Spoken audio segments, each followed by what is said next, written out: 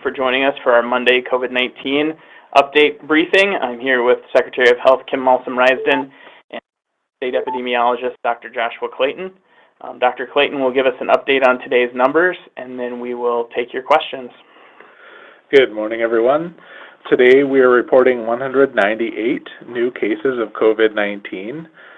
This does include 15 new hospitalizations, 0 new deaths, 159 newly recovered individuals to the point where they're no longer able to transmit COVID-19, and 1,455 tests that have been reported.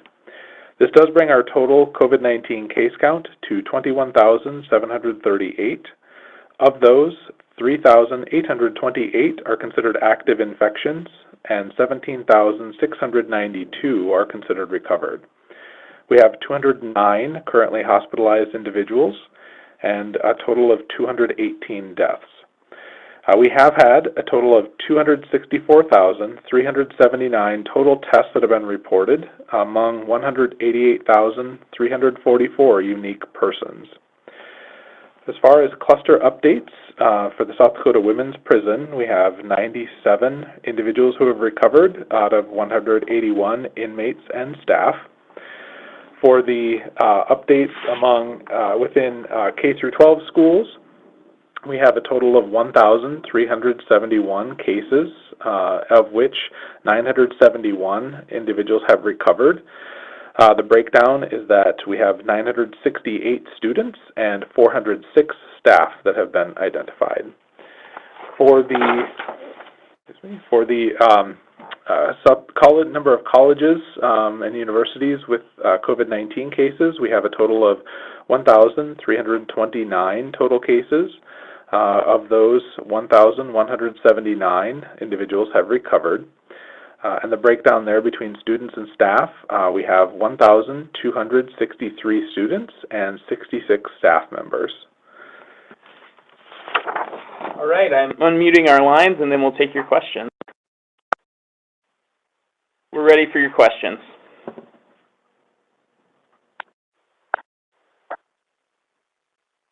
Rapid City Journal. Go ahead. In the state's back to normal plan, it says hospitals treating COVID patients should reserve 30% of their beds to meet surge demands. Are hospitals at that rate now, and have any exceeded that capacity? And if so, can you say which ones? So we currently have 33 facilities across the state taking care of patients with COVID. The range is from 1 to 40 patients amongst those different facilities. And so we have plenty of capacity for hospital beds. We have 1,097 beds available in the state. And hospitals are complying with the reopening plan, as you just alluded to. Next question. Are nursing home or assisted living beds counted in that tally of beds available? No. Next question. Yeah, Ben with the Plainsman. Go ahead, Ben. Yes, I've noticed we've had a significant spike.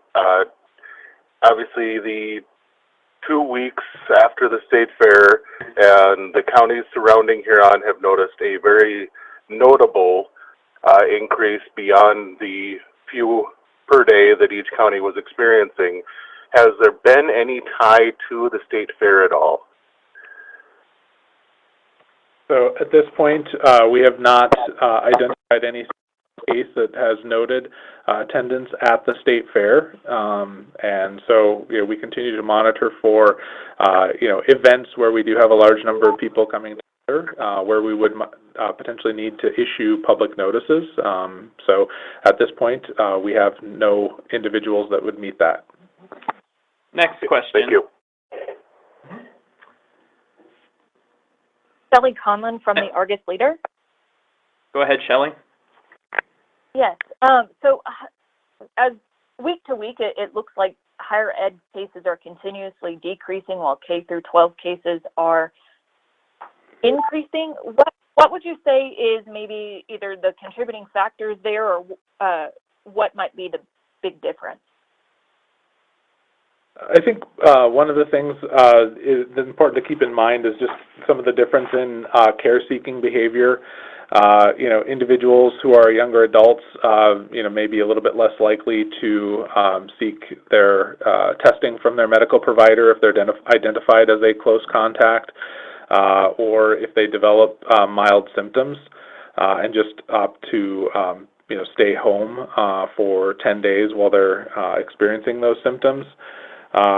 We do have obviously a strong focus on working with our K through 12 schools and making sure that those students can access learning safely. And so, a little bit of that might be the additional focus that we have in making sure that we're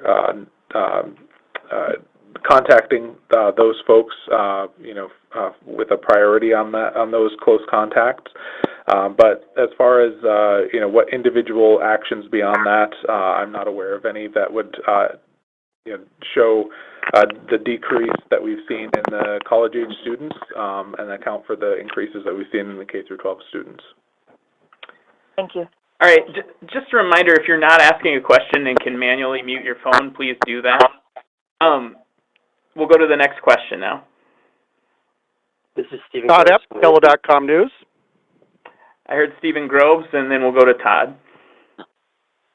I wanted to ask about testing. I know the Department of Health has had a goal of testing the equivalent of 5% of the population and has reached that goal, but the positivity rate has still been in the 20% profile pretty consistently. Is there an effort to look at changing the goal to meet increasing cases, or efforts to ramp up testing with the high positivity rate?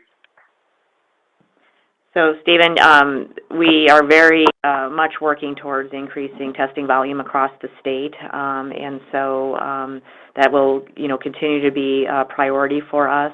And we've had some of our highest testing dates, to date here just in the past week, and so it takes efforts from providers across the state to work towards that testing volume. And we want to really encourage anybody who shows symptoms of COVID or who's identified as a asymptomatic close contact to seek that testing so that we can help people isolate if needed and, try to contain COVID as much as we can. But certainly increasing that testing volume is something that we're working on very much right now. And can I follow up, is there any particular goal as far as what kind of volume you're working towards? We have not set a numerical goal. You'll recall that we had to submit a plan to the federal government, and the 5% was part of that plan. We've exceeded that all but 1 month since that plan was due, and so we really do want to see that test positivity rate go down, and so we'll be working to increase that volume. Now we'll go to Todd Epp. Yes, thank you. I've heard from several sources here in Sioux Falls that the two major hospitals are now performing quite a few non-emergent things like colonoscopies and so forth that got pushed off because of trying to hold back beds at the early stages of the pandemic. First of all, is that what you're hearing at the Department of Health? And second of all, if that is the case, what impact is that having on bed availability in the Sioux Falls healthcare system? Well, Todd, I think you'll recall that in the early days of the pandemic response, people were not seeking health care. They were staying home, and they were potentially putting off care that they actually, in fact, needed. And so I don't think anybody's surprised that there is increased demand for non-COVID health care.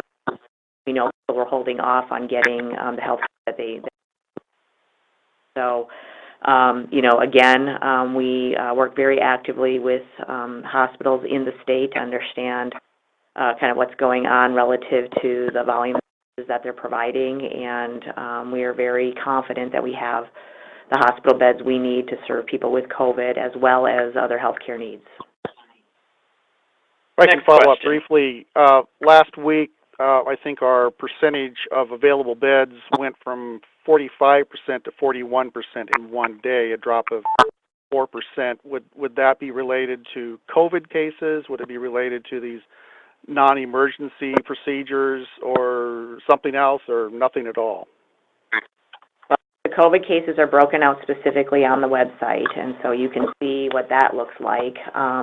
I don't believe we've seen, I should look at Dr. Clayton here. We're currently at 9% of hospital beds being used by COVID patients, and that's remained, relatively stable. So any changes that you're seeing in overall fluctuation would be due to non-COVID reasons. Thank you. Next question. You're welcome. Next question. Deb with the Black Hills Pioneer. Go ahead. Go ahead. My question is about the superintendent of schools here said it's been difficult for people who have been quarantined to get a test. Is there a shortage of tests available? No, the supply chain for tests has really become much better than where we were beforehand. And so, we would encourage people, again, to contact their provider, situation that they're in, and seek that. So people should be able to access those tests.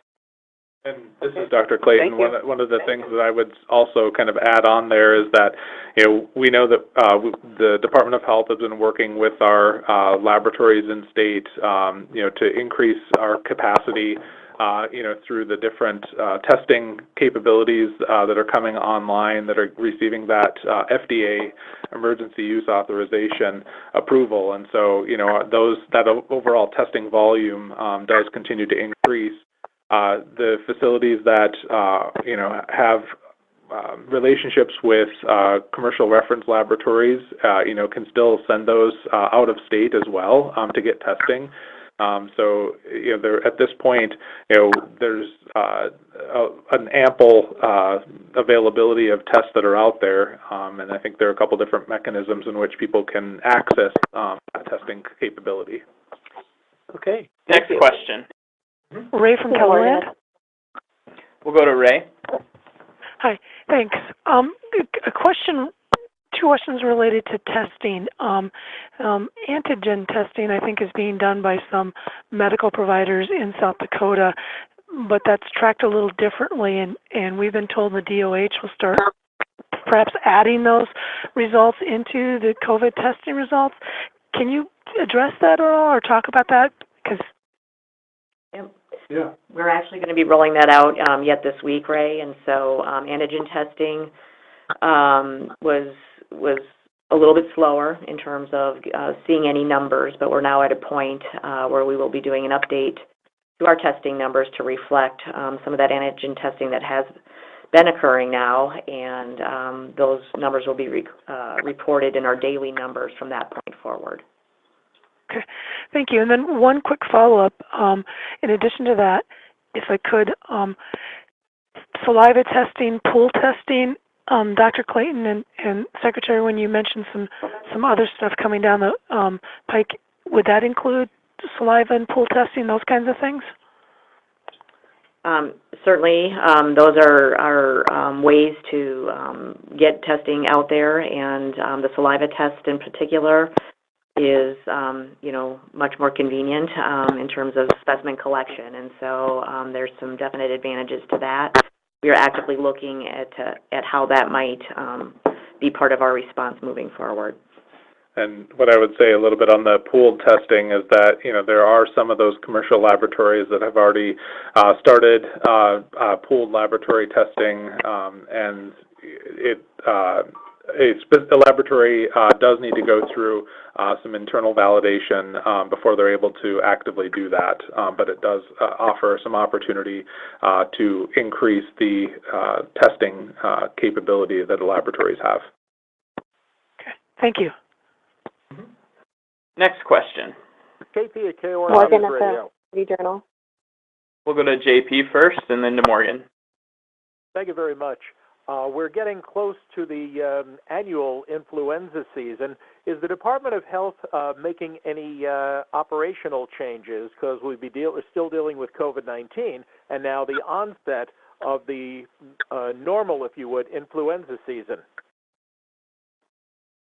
So JP, thank you for raising this because this is going to be a really important thing as we move forward and enter the fall and winter seasons. And so every year we work very hard on influenza, especially on vaccination. And so we will be very aggressively promoting influenza vaccination along with COVID vaccination when that becomes available, because we know that vaccinations are one of the best defenses against people getting sick. And so really want to see adults and children in the state do what they can to prevent influenza first and then COVID.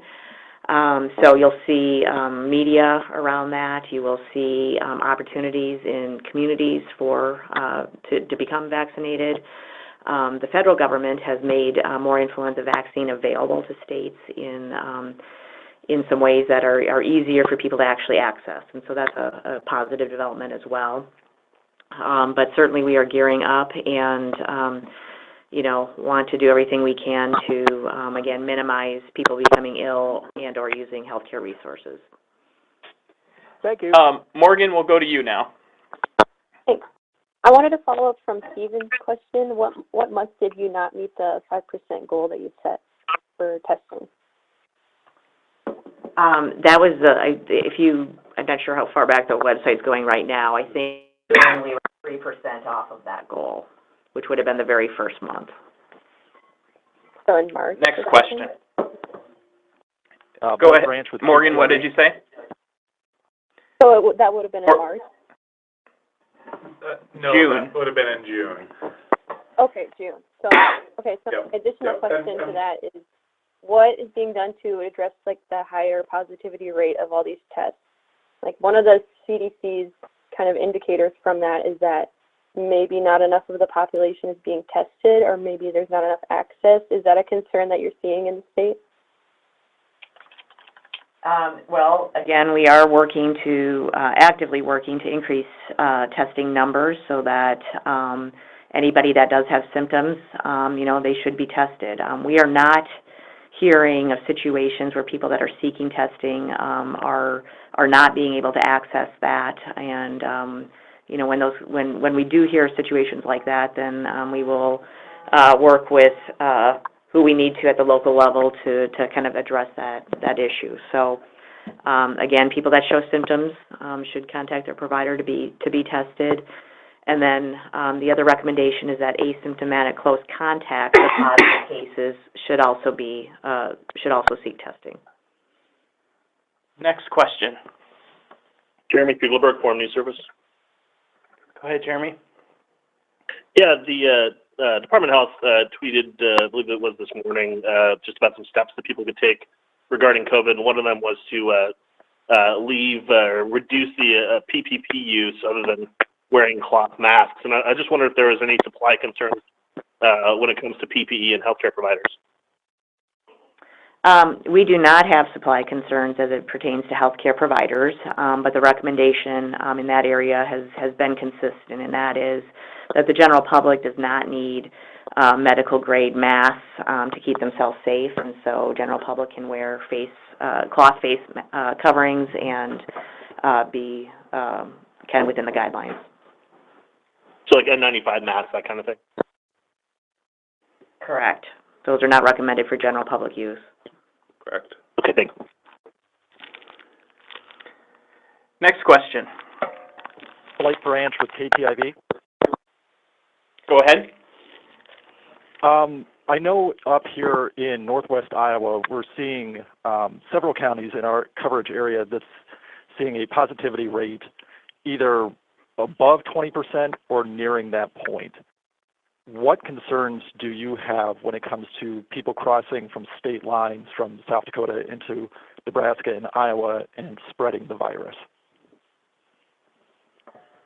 Well, I think the important thing to realize is that, the major focus of the concern is really around, what individuals are doing that may put themselves at risk, and what are they doing that would decrease that risk. And so, doesn't make a difference when we're talking about crossing county lines and we're crossing state lines. We have a lot of counties that are seeing percentage positive greater than 10%, and that's an area that we want to try and avoid, and the way to kind of turn things around is really focusing on that increasing testing of individuals so that we're identifying all of those cases. When it comes to what individuals can and should be doing, regardless of where they might be going or where they might be coming from, is really that focus on individual precautions, such as wearing a mask when you're in a crowded situation, trying to avoid those crowded situations, washing your hands frequently with soap and water or alcohol-based hand gel, and then just focusing on staying at home if you do become ill. All right, we have time for one more question. Ray from Kettleland, if no one else has one. Go ahead. Okay. I'm just looking at the negative persons that are listed by county that were results. They don't seem to reflect the number of total negative tests on the front end, on the table or the chart end. Is that something someone can check on and get back to me? There seems to be a higher number of negative persons reflected in testing for the counties than there actually does in the total negative tests. So it could be a glitch, or I could be reading it wrong. So yeah, I mean the number of total negative tests will be greater than the total of number of negative persons. And that data we'll double check, on the website. But the county tables are for negative persons, and in the overall. Yep. Okay. Yep. But we'll double check. Yep. Yeah. Thanks. It could be just something I'm reading. Thank you. Yep. All right. Thank you all for joining us, and we'll visit with you on Thursday.